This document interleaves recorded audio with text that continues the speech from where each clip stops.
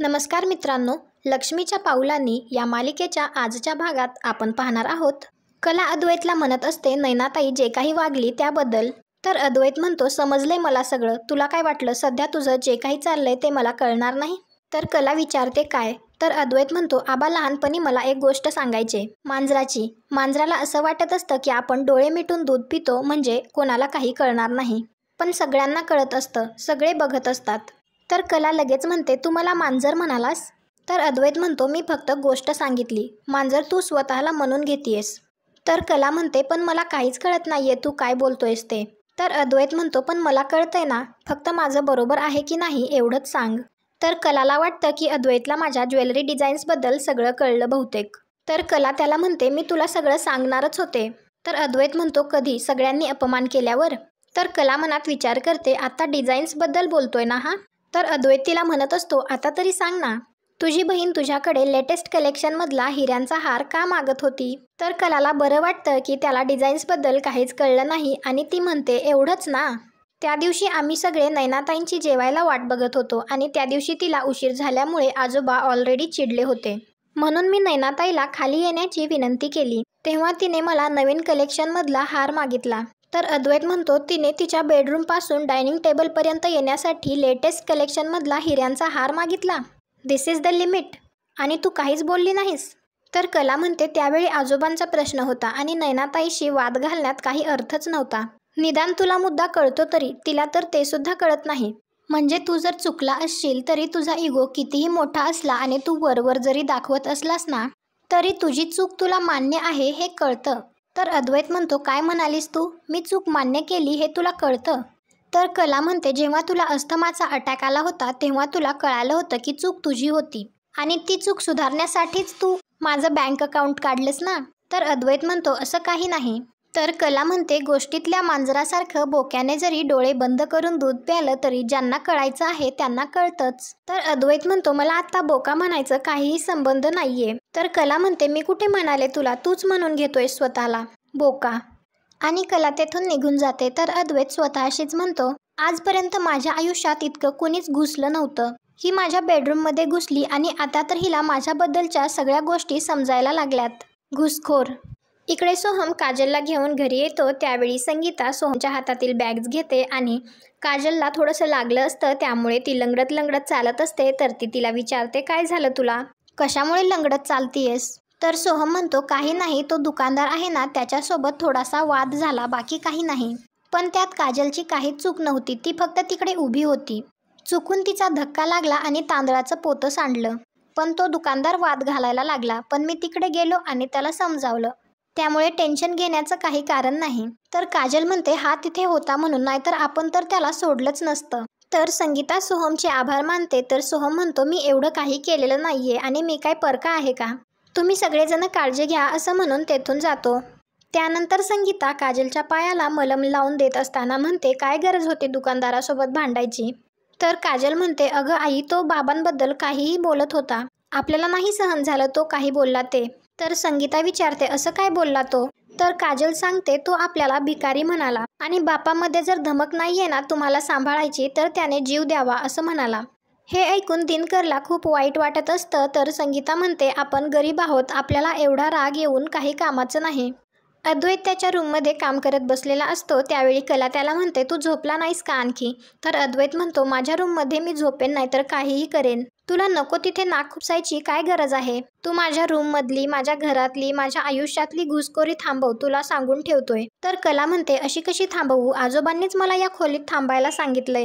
तर अद्वैत म्हणतो, प्रत्येक वेळी आबांची काय धमकी देतेस ग? जरा काहीतरी ओरिजिनल बोल. तर कला म्हणते, ठीक आहे, झोप आता. तर अद्वैत म्हणतो, मी काय झोपू? इतकी बडबड करून तू झोप उडवलीस माझी. तर कला म्हणते, ओके सॉरी, झोप हा आता, खूप उशीर झालाय. तर अद्वैत तिलाच म्हणत असतो, मी झोपेन नाहीतर काहीही करेन, तुला काय करायचंय?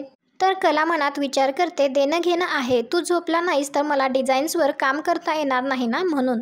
तर कला अद्वैतला म्हणते, तू झोपला नाहीस तर जागरणामुळे तू आजारी पडशील आणि मग धावपळ करत मलाच न्यावं लागेल ना तुला हॉस्पिटलमध्ये. तर अद्वैत म्हणतो, एकदा आजारी पडलो म्हणून काय, सारखं आजारी पडत नाही मी आणि तुला माझी एवढी काळजी करायची काही गरज नाहीये. उगाच सारखं सारखं बोलून दाखवू नकोस. तर कला म्हणते, मी तुझ्या भल्याचं सांगत होते, तुला नसेल ऐकायचं तर नको ऐकू. तर कला अद्वैत झोपण्याचीच वाट बघत असते, पण अद्वैत मात्र झोपत नसतो. त्यामुळे कला गाणं म्हणते. तर अद्वैत म्हणतो, काय चालू आहे तुझं? दिसतंय ना मी काम करतोय ते. तर कला म्हणते, मला आवडतं काम करताना गाणं म्हणायला. तर अद्वैत म्हणतो, ठीक आहे मग मनातल्या मनात गा. तर कला म्हणते, मनातल्या मनात कोण गाणं म्हणतं? आपण मोठ्याने गाणं म्हणतो आनंदासाठी. तर अद्वैत म्हणतो, मग निदान सुरात तरी गा, किती बेसूर गातीयेस. तर कला म्हणते, तुला काय कळतं सुरातलं? कळालं असतं तर आतापर्यंत आयुष्यातले सूर सुद्धा सापडले असते. तर अद्वैत म्हणतो, अति आगाऊपणा करू नकोस. ही काय गाणं गायची वेळ आहे का? तर कला म्हणते, मग ही काय काम करायची वेळ आहे का? तर अद्वैत म्हणतो, बरोबर बोलतीयस. इथं काम करण्यापेक्षा उद्या ऑफिसमध्ये जाऊन काम करेल.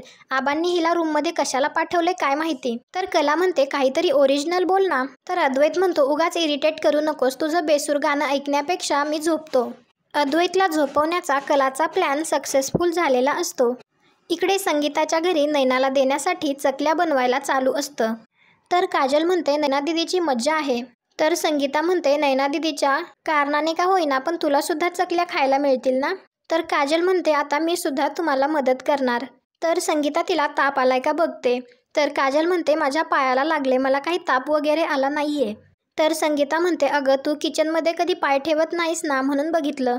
तर काजल विचारते, आई तुला कलाताई कशी मदत करायची ग? मग आता तिची जागा चालवायला कोणी नको का? आपण आहे ना.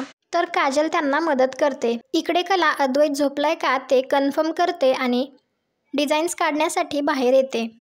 काही वेळानंतर अद्वैतला जाग येते तर त्याला तेथे कला दिसत नाही. तर तो स्वतःशीच म्हणतो, ही मांजर कुठे गेली? असं म्हणून तो तिला बघण्यासाठी बाहेर येतो. तर अद्वैत तिच्याजवळ येऊन तिला विचारतो, खरे काय चालू आहे? तर कला म्हणते, तू तर झोपला होतास ना. तर अद्वैत म्हणतो, माझ्या झोपेशी तुझा काय संबंध?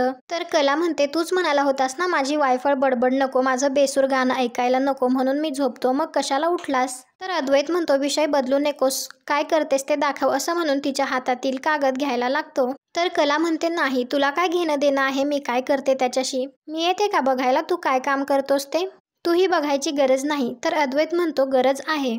तुला नको तिथे अति आगाऊपणा करायची सवय आहे. त्यामुळे तू काय करतेस ते मला कळायलाच हवं. तर कला म्हणते, मी काहीही चुकीचं करत नाही आणि मी तुला माझी वही दाखवणार नाही. आणि दिवसभर तुझं माझी प्रायव्हसी, माझी स्पेस, माझी खाजगी मालमत्ता, माझं हे माझं ते, दिवसभर पानिपत चालू असतं ना तुझं.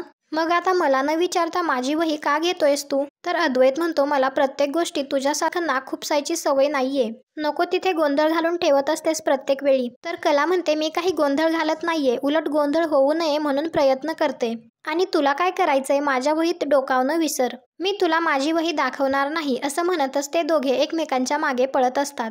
आणि त्या दोघांच्या आवाजाने आबांना जाग येते आणि आबा स्वतःशीच म्हणतात, एवढ्या रात्री कसला गोंधळ चालू आहे बाहेर? अद्वैत तिला म्हणत असतो, तू जर काही चुकीचं करत नाहीयेस तर तुला डायरी दाखवायला काय प्रॉब्लेम आहे? तर कला म्हणत असते, मी माझी डायरी तुला दाखवणार नाही.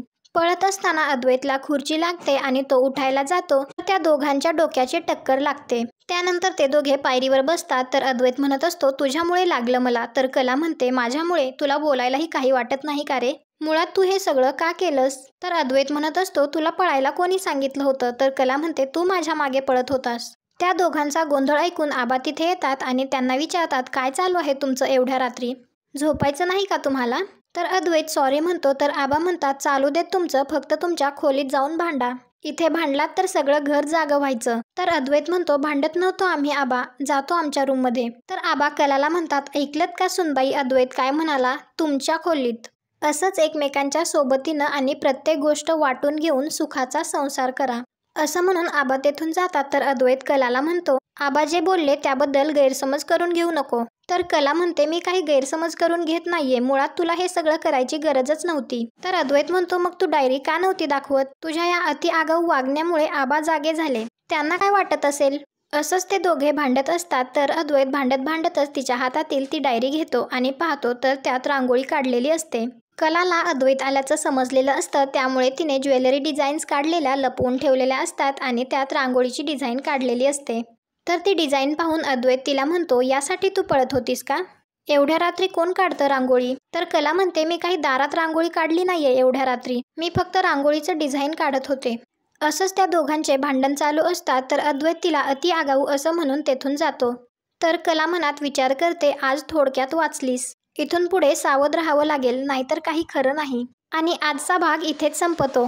पुढील भागात आपल्याला पाहायला मिळणार आहे, कला अद्वैतला म्हणत असते, मला वाटलं होतं नैनाताई जे काही वागली त्याबद्दल तू चिडशील, पण नैनाताईला तू ते बिल देऊन छान परिस्थिती हँडल केलीस. आता ती परत अशी वागणार नाही. हे सगळं नैना बाहेर उभा राहून ऐकत असते आणि ती स्वतःशीच म्हणते, कलाच अद्वैतच्या मनात माझ्याबद्दल नाही ते भरवतीये. सोडणार नाही मी. त्यानंतर काजल चांदेकरांच्या घरात येऊन बसलेली असते तर रोहिणी तिला म्हणते, तुझी हिंमत कशी झाली आमच्या घरात येऊन येथे बसण्याची? तर काजल म्हणते, मी माझ्या बहिणींना भेटायला आलीये, तुम्ही माझ्याशी नाही बोललात तरी चालेल. रोहिणी तिला हाताला धरून घराबाहेर काढत असते तर कला त्यांना येऊन थांबवते. तुम्हाला हा भाग आवडला असेल तर व्हिडिओला लाईक करा. पुढे काय होईल हे पाहण्यासाठी आपल्या मराठी मालिका या चॅनलला सबस्क्राईब करा. भेटू उद्याच्या भागात.